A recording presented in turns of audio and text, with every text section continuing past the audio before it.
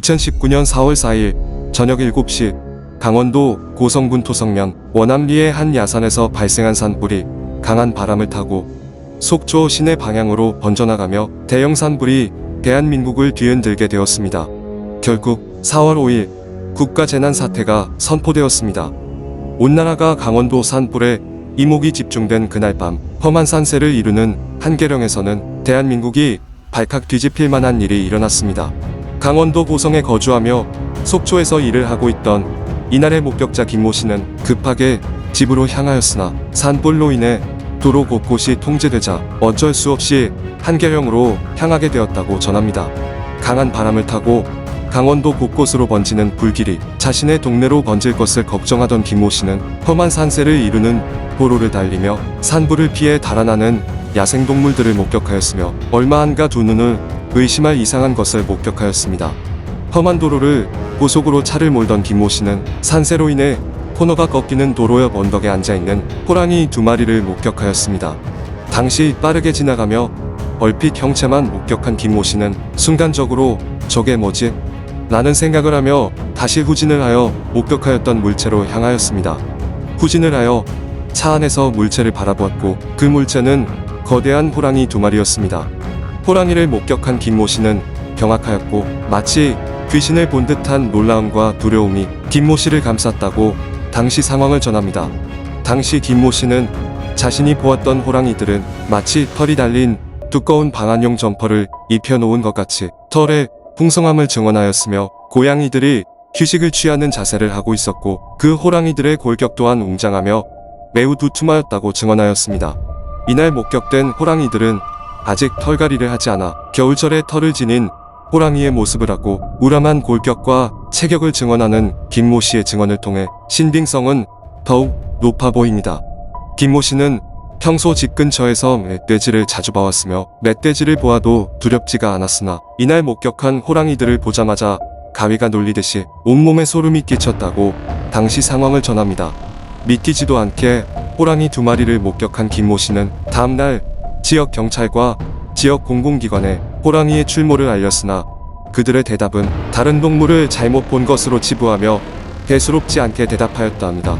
이에 김모 씨는 우리 민족의 정신으로 여겨지는 멸종되었던 동물이 나타났고 이에 국가적으로 나서야 하는 것 아니냐며 울분을 토하였으나 그럼에도 제대로 된 대응을 하지 않았다고 전합니다.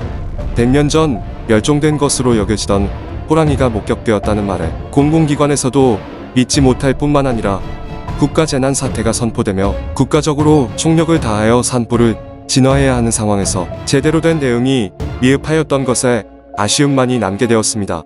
당시 한계령으로 향하던 김모 씨는 산불을 피해 달아나는 야생동물들을 목격하였고 달아나는 멧돼지들도 많이 보았다고 전하며 호랑이를 다른 동물로 오해할 수 없다는 그의 증언을 통해 호랑이를 보았다는 그의 주장을 부정할 수만은 없을 듯 합니다.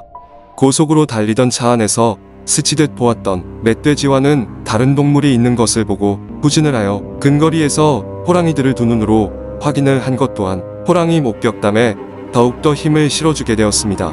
차 안에서 호랑이들을 목격한 김모 씨는 다음날 블랙박스를 확인하였으나 호랑이들은 블랙박스 시야보다도 더 높은 지점에 있어 블랙박스에서는 보이지 않았다고 전하며 아쉬움을 더하게 되었습니다. 김모 씨가 핸드폰 카메라로 사진을 남기지 못한 점도 너무도 아쉬운 상황이나 당시 거센 바람으로 금방 다른 산으로 옮겨 붙은 산불로 인해 자신이 위험해질 수 있는 상황과 위험에 처해질 수 있는 집에서 기르던 반려견 2마리를 위해 호랑이를 확인하고 급히 차를 돌려 고성으로 향하였다고 전합니다. 또한 김모 씨는 고성으로 향하며 마주치는 차들을 불러 세우며 호랑이가 있으니 조심하라며 다른 운전자들에게 주의를 주기까지 하였다고 합니다. 험한 산세를 이루는 산길 도로에서 호랑이를 마주한 상황은 굉장히 놀라운 일입니다. 조심성이 강한 호랑이를 야생에서 마주치는 경우는 매우 희박한 경우라고 합니다. 그들은 이미 수킬로미터 밖에서 인간들의 존재를 의식하고 인간들을 뒤쫓으며 관찰하며 따돌리는 습성을 지니고 있다고 합니다. 그러기에 호랑이를 목격한 경우는 매우 귀중한 증언이라 할 수 있겠습니다. 이날 목격된 호랑이들은 간신히 명맥을 이어온 남쪽 땅에 고립된 토종 호랑이입니다. 그들은 분명한 가족관계일 것으로 추정되며 산불을 피해 다른 지역으로 이동하던 중일 것으로 추정되어지고 있습니다. 호랑이의 활동 범위는 수백 킬로미터로 알려져 있으며 한 지역에 상주하는 경우는 매우 드물다고 합니다.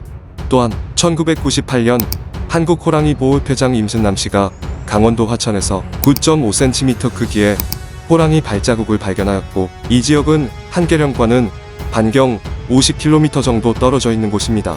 당시 화천에서 호랑이 발자국이 발견된 이후 그 지역에서는 새끼 호랑이의 발자국과 어미로 추정되는 발자국들이 발견되었고, 한계령에서 김모 씨가 목격한 호랑이들은 화천 호랑이의 후손일 것으로 추정됩니다. 어렵게 살아남은 우리 땅에 호랑이들이 후손을 남겨 그 후손들이 목격되어진 점은 우리 호랑이들이 명맥을 이어오고 있는 것으로 생각되어지며 굉장히 놀라울 따름입니다. 화천에서 호랑이들의 서식이 확인되어지고 이후로도 화천 인근 강원도 양구를 비롯한 강원 동부 지역에서는 어린 호랑이들이 목격되었으며 전방의 군인들이 근무 중 대형 고양이과 동물을 목격하였다는 증언들이 나타나고 있습니다.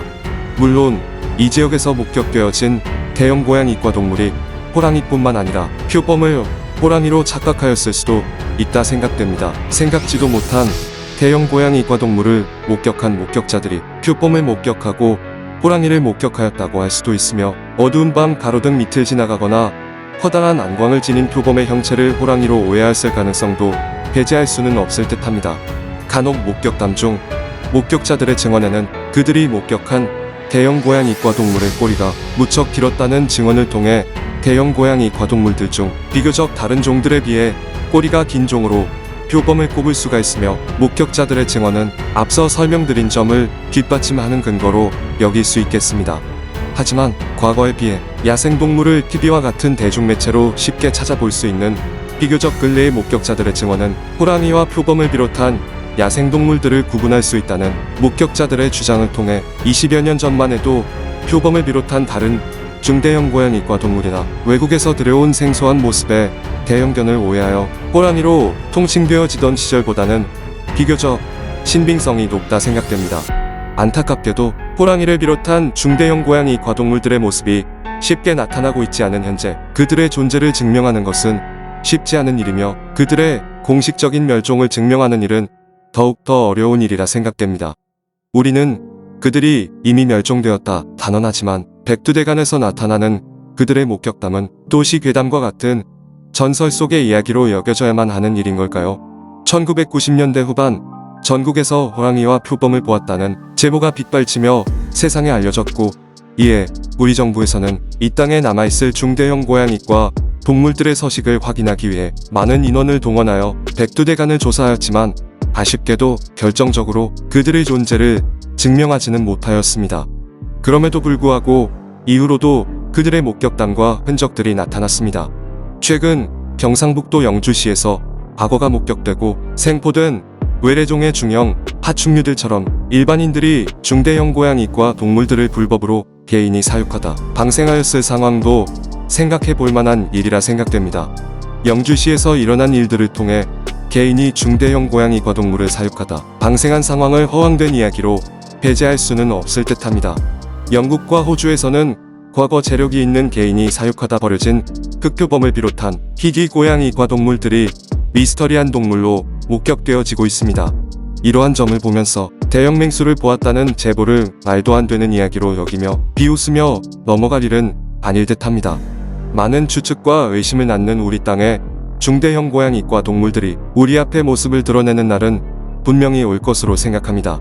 그들이 간신히 명맥을 이어온 토종 호랑이와 표범, 스라손이라면 우리 마음속에 존재하던 우리 민족의 자긍심이 다시 한번 깨어날 날이 올 것이라고 생각합니다. 다행히도 백두대간 줄기 곳곳에 있는 큰 산줄기들이 국립공원으로 지정이 되어 있어 인간의 접근이 쉽지 않아 야생동물들이 살기에는 매우 좋은 지역으로 유지되고 있습니다.